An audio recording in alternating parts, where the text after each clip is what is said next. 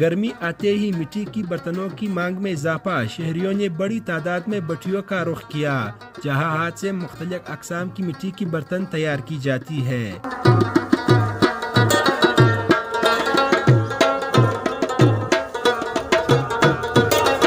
آغا جان استاد نے مٹی کی برتنوں کی افادیت اور تاریخی اعتبار پر پاک وائسز کو بتایا۔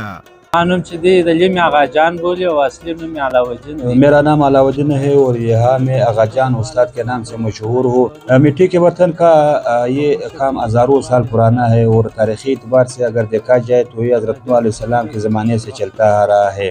ہم یہاں پر مختلف اقسام کے برتن تیار کرتے ہیں جس میں کوزے، مٹکے، سراہی، تندور، جگ، گلاس وغیرہ، اور یہ اشیاء تو ایک دن میں تیار ہوتی ہے لیکن اس سے بھٹی میں تیار ہونے میں 3 سے 4 دن لگتے ہیں۔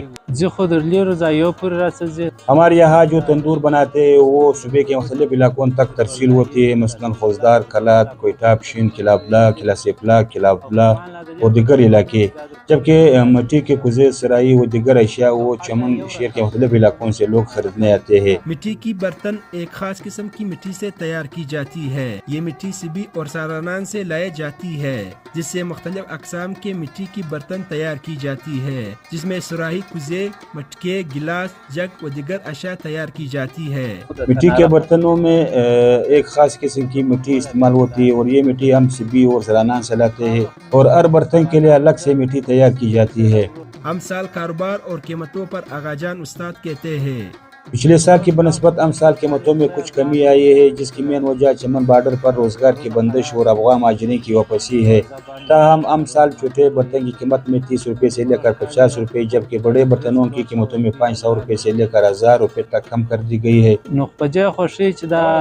مٹی کے برتن لوگ اس لیے پسند کرتے ہیں کہ ایک تو اس میں پانی دیر تک ٹھنڈا رہتا ہے اور کھانا دیر تک گرم رہتا ہے اور یہ جراثیم کش بھی ہوتے ہیں، اور گرمی کے سیزن میں لوگ دور دراز سے آتے ہیں اور اپنے لیے اور اپنی فیملی کے لیے مختلف اقسام کے برتن لے جاتے ہیں۔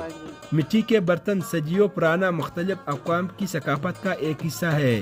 دوسری جانب ماہرین حیثیت نے اسے انسانی جسم کے لیے مفید قرار دیا۔ تاہم دور جدید میں بھی مٹی کی برتنوں کی اہمیت برقرار ہے اور لوگ اس سے اپنے استعمال میں لاتے ہیں۔ نعیمہ چکزئی، پاک وائسز، چمن۔